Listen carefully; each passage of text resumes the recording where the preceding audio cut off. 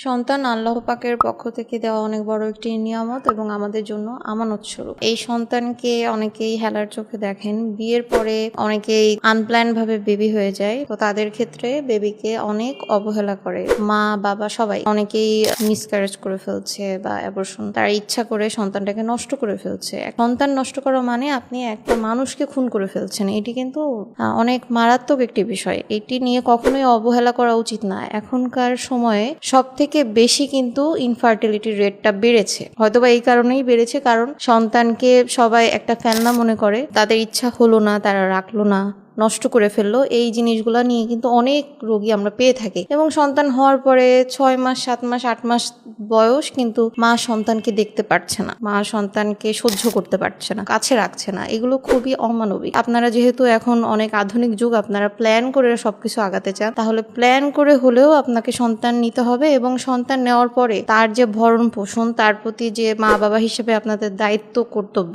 আদর সোহাগ দেওয়া বা তাদেরকে স্নেহ মায়া মমতা দেওয়া, এগুলো কিন্তু করতেই হবে। না হলে আদারওয়াইজ শুধু শুধু একটা সন্তান নিয়ে তার জীবন নষ্ট করবেন না বা তাকে মানসিকভাবে টর্চার করে একটা অসুস্থ প্রজন্মর জন্ম দিবেন না।